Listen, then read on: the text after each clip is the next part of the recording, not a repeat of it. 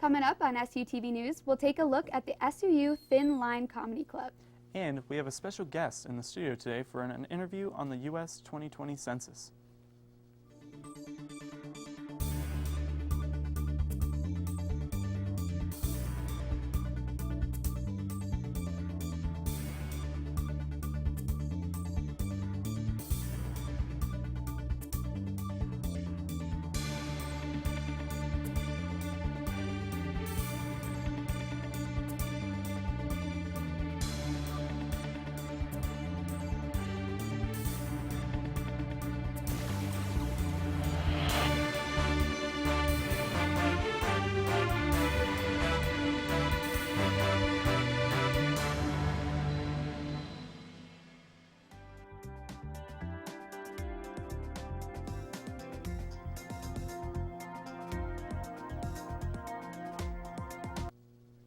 Welcome to SUTV News. I'm Grace Conley. And I'm Jeff Mullins. Southern Utah University provides various opportunities for students to participate in clubs. The Thin Line Comedy Club is one of the most popular. Our reporter Tori Jensen attended one of their meetings to show you what they're all about. Or is it November? If you're ever walking through the Student Center on a Wednesday night, you might hear laughter coming from the Sharwin Smith Theater. That laughter is thanks to Thin Line Comedy, Southern Utah University's very own comedy club. Is this Taco Bell? You love it. You can't get enough of it. It's Hobby Lobby Jazz. Let's start off. The club actually started last year, and they started it as just kind of a place where we could do comedy, like stand-up comedy, improv comedy, sketch comedy, all sorts of comedy. You going to the bathroom again sometime? You know, I'm always late to things. I could spare a moment. Basically just anything comedy related we try and do when we meet every Wednesday. It's not a podcast about Sesame Street. It's a podcast about the most offensive. We're just like, there's not a lot of pressure, you know, we're just hanging out and trying to make dumb jokes and make each other laugh. And it doesn't work a lot of the time, but it's fine, like you feel comfortable. That better not be another dead cat I see in your room. Hold on, Mom. Stuff gets pretty weird pretty quick, like if you've ever come to one of our performances. Yeah, hold on. I'm in an argument with my mom right now. We do improv, and that can just, like playing off each other, we just get to some wild places. If you want to dance, revolutionize your life, you better step up to the path. You can enjoy what Thin Line has to offer by attending one of their shows they put on about twice a month. Do you breathe? You have cancer? That's not how it works. No, I think it is. And they're all free, and we invite everyone to come because we just like to have fun and try and be funny, or at least laugh at other people who are funnier than us. I was going to say, I don't know if Tori said, I really liked it. For SUTV News, I'm Tori Jensen. Oh, is this the end?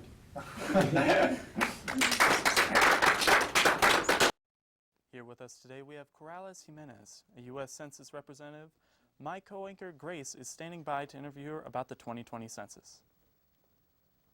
Thank you, Jeff. Like you said, we have Corrales Ruiz here to talk about the 2020 census. Can you give us a brief history on the U.S. Census? Of course. We've been doing the census in 1790. So this is our 24th census. And we are really excited because we have grown so much, and we have so many new things for this upcoming census.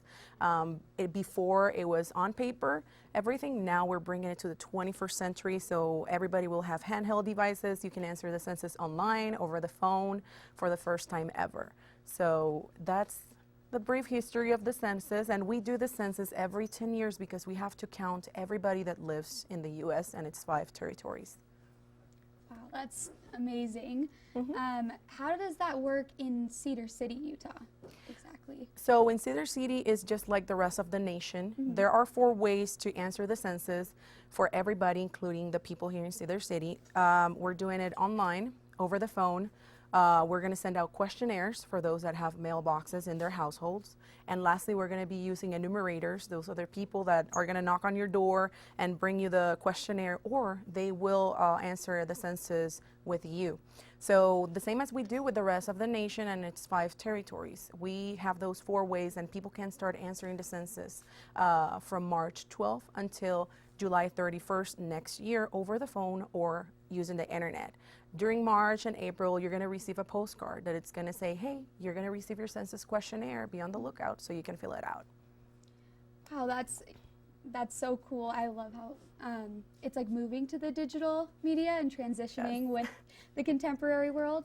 What do you think the importance of the census is? So the census, it's basically the backbone to more than 200 federal programs.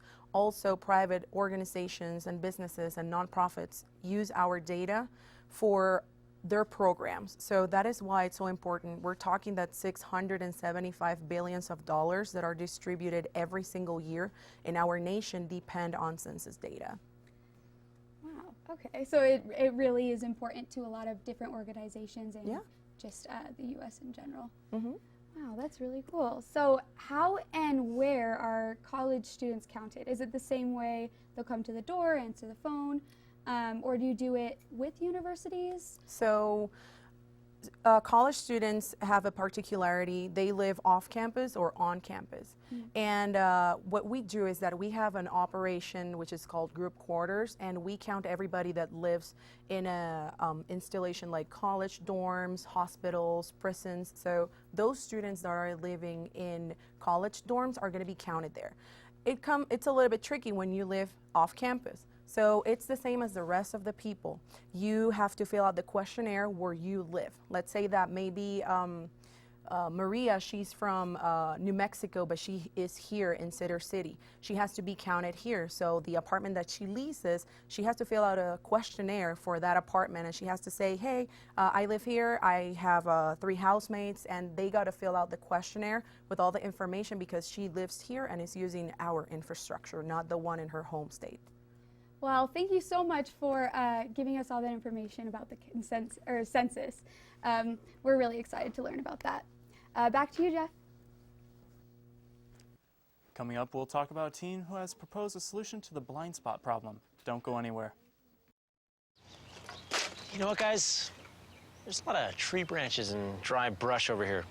We should probably move the bonfire over there.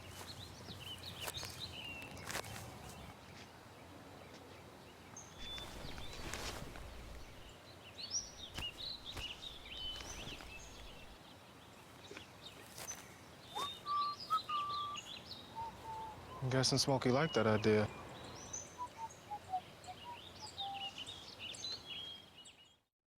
So, I'm kind of new here, but I've noticed a trend. My human does this funny thing where she goes around and gets all my toys, and then she hides them in that basket by the door. You know, but it's always the same basket, and it's always in the same place. And then she acts so surprised when I find them, but, you know, she's putting them in the same basket. Again. It's like, hello? That's where you put it last time. You were the worst at hide and go seek.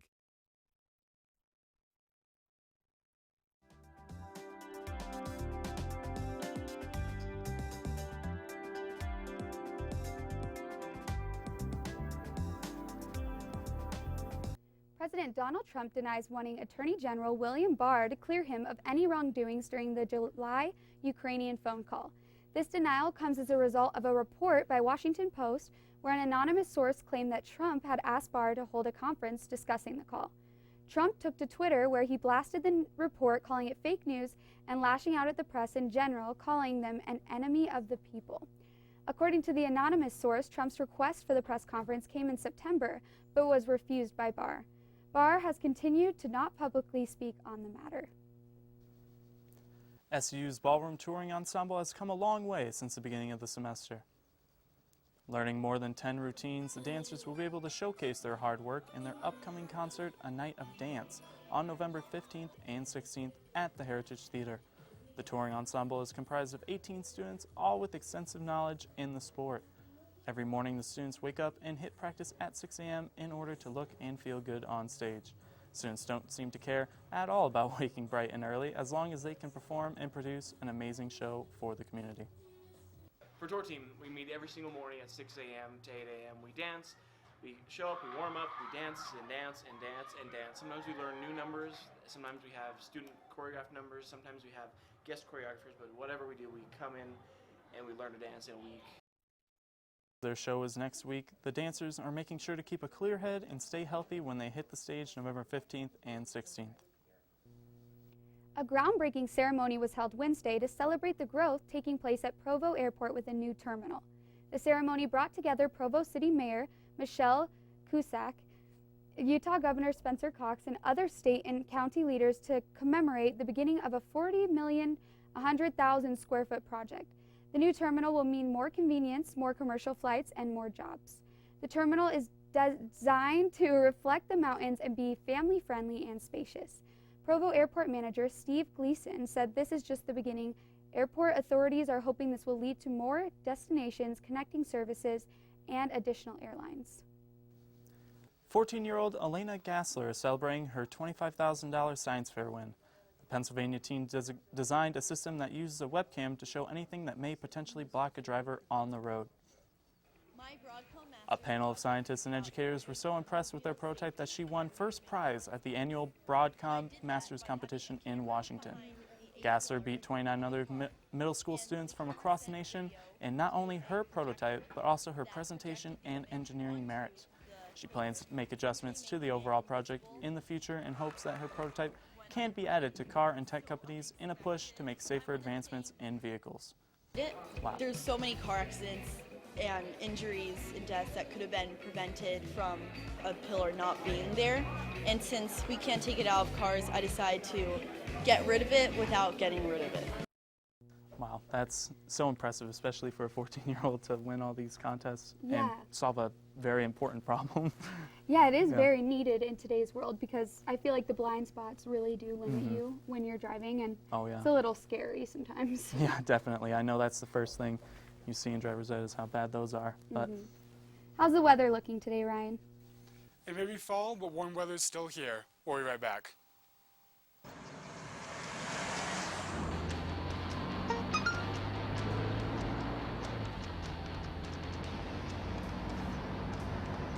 The average text takes your eyes off the road for nearly 5 seconds.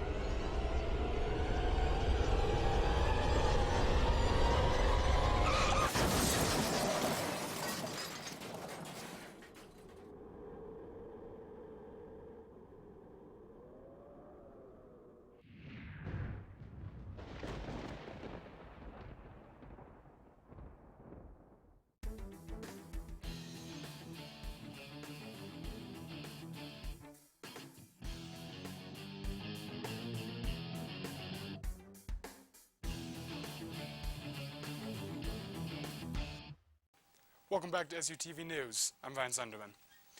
So, taking a look at the single-day forecast for today on the 7th of November, it's going to be a nice average 63, 64 degrees for the high today, and a low of about 28, 29 degrees. Looking forward to Friday and Saturday, it's going to be about the same, 64, 65. Lows aren't going to fluctuate at all, really. And it's a little windy, only about 5 miles an hour from the northwest, as you can see right down here. And the wind chill with the 5 miles an hour is going to lower that down to probably about 58, 59 degrees. So it's not, you won't need to break out like a parka or anything yet, but you might want to break out a nice windbreaker to just kind of warm up a little bit as the weather starts to change from warmer to cooler, as we're officially starting to see winter take shape and make an appearance. So let's take a look at the 7-day forecast. Right now, Thursday, 64 degrees. Friday, we're going to have 65, and it's going to be sunny and pretty crisp. There'll be a little bit of wind, but not much more than 5-6 miles an hour. And Saturday, it's going to be sunny and warmer. It's almost a shame that our football team has a bye this week, because it's going to be an absolutely beautiful day on Saturday. And Sunday, it's just going to keep getting warmer up until Sunday. About 65 degrees on Sunday.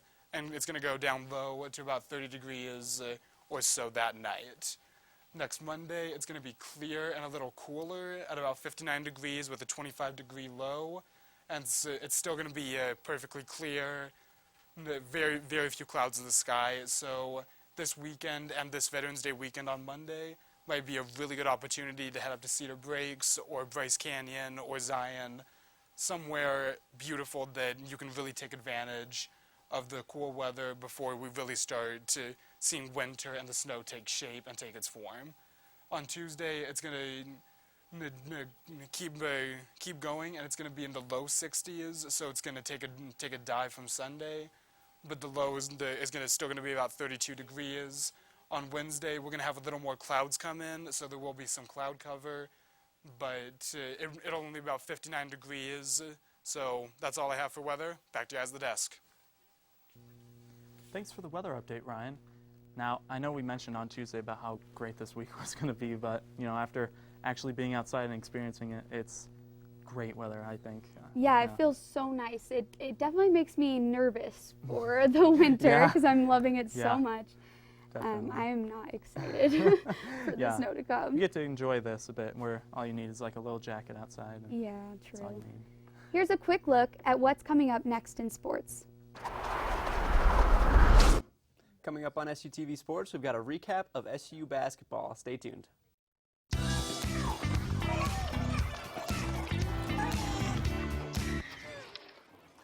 Looks like it's done.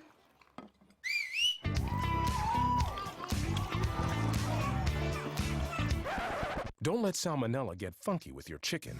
On average, 1 in 6 Americans will get a foodborne illness this year. You can't see these microbes, but they might be there. So learn the right temperature to cook each type of meat. Keep your family safe at foodsafety.gov.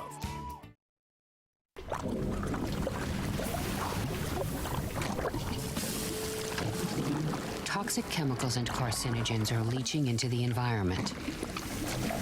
It's happening right where we live, work, and play. Everywhere. Cigarette butts are toxic waste. Let's stop the toxic litter. Learn more at rethinkbutts.org.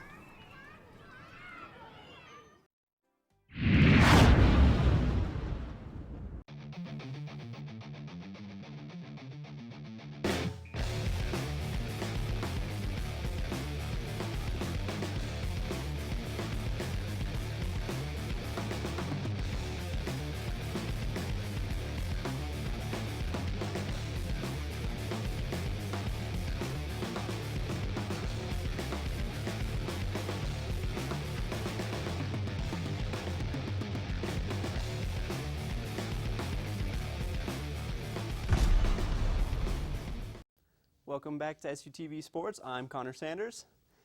This weekend features one of the most anticipated college football showdowns of the season. Number 2 ranked LSU and number 3 Alabama will play in one of college football's most decisive games of the year. The biggest game of the weekend by far just got bigger as it was announced that President Donald Trump will make a trip to Tuscaloosa to be in attendance on Saturday. The president, who has not attended a national sporting event during his time at the White House, made his big debut at a Game 5 of the World Series in Washington, D.C. President Trump was introduced on the Jumbotron during the Nationals' Salute to Veterans feature in the third inning. He remained unfazed as he was showered with boos from the Democratic-dominated Washington home crowd. The University of Alabama is expecting a polarizing greeting to the president on Saturday, but has issued a warning to its students. The student government has reportedly warned students that if they protest the president, they will be removed from the game by security and lose privilege of sitting in the student section for the rest of the season. The game is set to kick off at 1:30 on Saturday.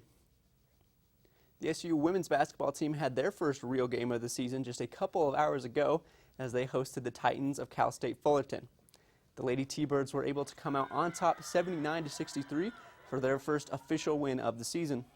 Senior guard Rebecca Cardenas led the way for the Thunderbirds with a 12-point, 5-rebound, 5-assist game in 32 minutes of action. Cardenas was not the only T-Bird to have a big game, as freshman guard Madeline Eaton came off the bench to lead the Lady T-Birds in scoring with 20 points. Harley Hansen also made a large contribution for the Thunderbirds. She scored 13 points on 6 of 9 shooting.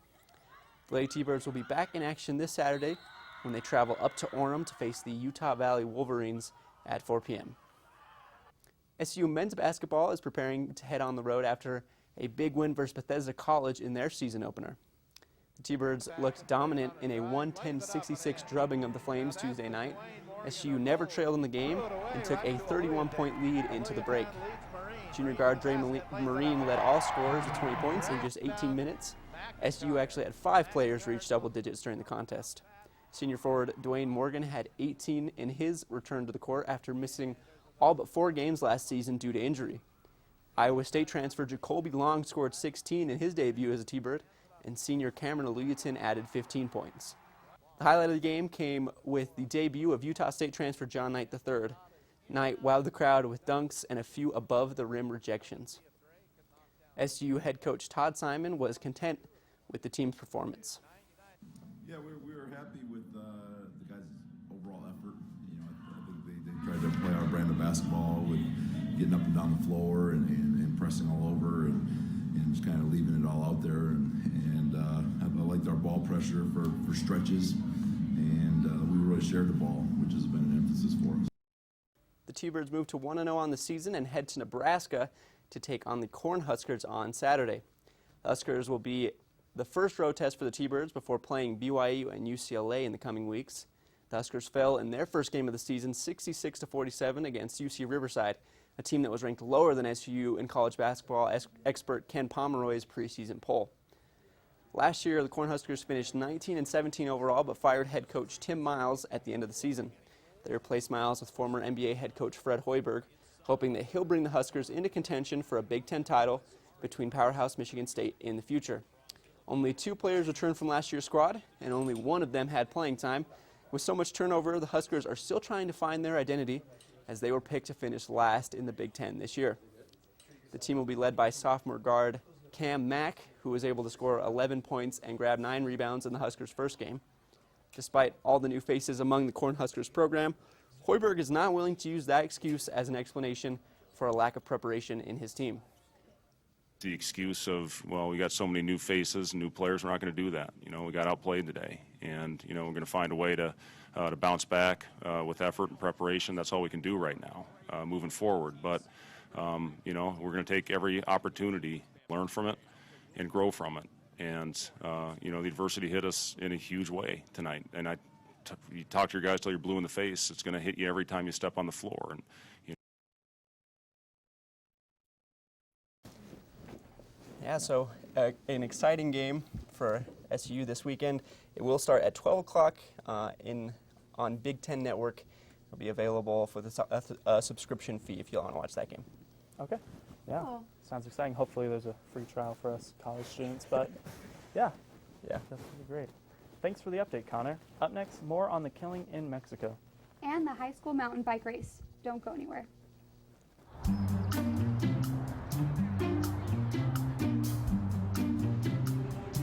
Don't worry, the 74 people were picked before me in the NFL draft. To fight childhood obesity, United Way and the NFL are helping kids play at least 60 minutes a day. Okay, time for the team obstacle course. Yay! What this place needs is more healthy kids. To get involved or donate, go to unitedway.org/play60. Now I get it.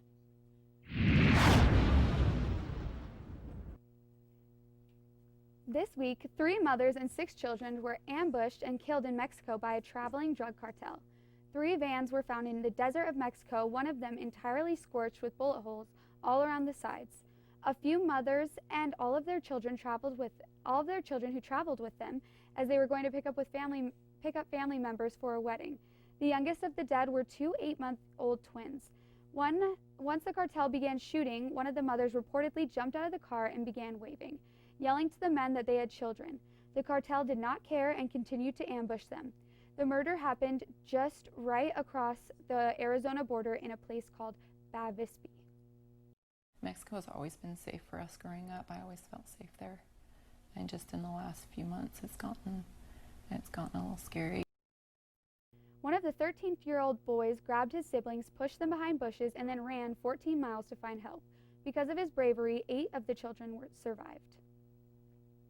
A man accused in an acid attack against a Peruvian immigrant in Milwaukee is facing up to 35 years in prison after being charged with a hate crime on Wednesday. Clifton Blackwell, 61, was charged with first-degree reckless injury. Officials say he threw battery acid at 42-year-old Mahoud Villalez in an attempt last week that left Villalez with second-degree burns on his face. Authorities found muriatic acid, parkerizing cleaner, 4 bottles of brand-name Clean-Out sulfuric acid, and 2 bottles of Clean-Out drain opener at Blackwell's home during a search Monday, according to the complaint. The man has decided to speak and has told us this. You came here, invade my country. Why you came here illegally? Sir, you don't know my status. I'm a U.S. citizen too. And he get mad when I told him everybody came here from somewhere else. My son calls me today. Daddy, what happened with you? He was, what I could tell him. Some crazy guy did this to me. Simmons Prepared Food has issued a recall of over 2 million pounds of chicken after reports of a possible metal contamination. The U.S. Department of Agriculture's Food Safety and Inspection Service announced the recall this past Wednesday and defined it as a Class 1 recall, which means there is a reasonable probability that the products may contain serious adverse health consequences or death, according to their statement. The locations of the shipments span across 8 states, including Pennsylvania, California, Alabama, Georgia, Minnesota, Oklahoma, Arizona, and Arkansas. The recalled products include a variety of Simmons products such as ready-to-cook chicken wings, sections, tenderloins, and the ready-to-cook chicken whole leg. For a full list of affected foods, be sure to go online at fsis.usd.gov. A couple of weeks ago, Cedar City hosted a sight to be seen as the entire Utah High School Cycling League had their state championship biking race at Three Peaks. Our reporter Kylie Schaefer went to the race to get the story. In October of 2019, the Utah High School Cycling League came to Cedar City for their state championship race. Under the inspiration of the National Interscholastic Cycling League, they base themselves on core values such as strong mind, body, and character. You see like a guideline for life, really, because we all want to have fun, but we also want to be kind to each other while we're having fun and push ourselves to the limit. Like biking is the hardest thing I've ever done. Physically, mentally, and I've made some great friendships doing it, so it's just a great way to live. With freshman, sophomore, junior varsity, and varsity divisions, the league started in 2012 with about 200 riders, but has since grown dramatically. This year, over 2,000 riders raced at Three Peaks for the state championship finals. So I think it started out as mostly a focus on the competitive elements of mountain biking, but it's become a lot more than that, and what's happening now is a lot of the students are joining the team because they're interested in the social side of it. So there's a lot of kids that just love the friendships they make and the camaraderie of being on the team, and they learn to care about mountain biking and racing over time. That's part of what we do as coaches, is really help foster that love of the sport. But a lot of them come now just because that's what their friends are doing. Because of how many students have chosen to participate in mountain biking, there are currently a total of 72 teams in the state of Utah. To learn more information, visit utahmtb.org. For SUTV News, I'm Kylie Schaefer. Thanks, Kylie. So that's pretty crazy about the growth of the cyclists this year. Do you guys do cycling at all, or? Unfortunately not. I don't know. I've been a few times, not at that level of competition though. That was really cool to see those competitors out there. I ride bikes for fun, but I've never thought to cycle competitively. Yeah, what about you? I've never done it competitively, but I used to cycle like up to 10 miles a day. Like I loved it in high school, so that's like one of my favorite things. What was it about cycling that you liked? It's way better than running. It's just like cardio, but easier on the way knees, more fun. Definitely. Definitely. I'm really excited for SU basketball. Both teams starting off with a big win. Right, that's pretty exciting. Beginning of the season. Mm-hmm. Yeah, I think this is a team with a lot of potential on both sides, men's and women's. I think throughout the semester we'll be reporting happy reports of SU basketball. I don't want to jinx anything yet, but I think we have we may have a solid shot at making the tournament this year. Yeah, absolutely. Good luck to the T-Birds this year, definitely. And how long has it been since we've been in the tournament? 2001. Yeah. Oh. The last tournament was 2001, so it's been almost 2 decades. Yeah, last year hosting postseason basketball for the first time since 2001, as you mentioned. So hoping to build on that successful run. And in the game today, contributions really from everywhere, which is why it's so exciting for women's basketball. Yeah, that is really exciting. Thanks for tuning in. That's all we have for you. I'm Grace Conley. I'm Connor Sanders. I'm Ryan Sunderman. And I'm Jeff Mullins. Come back Tuesday for more news here on SUTV.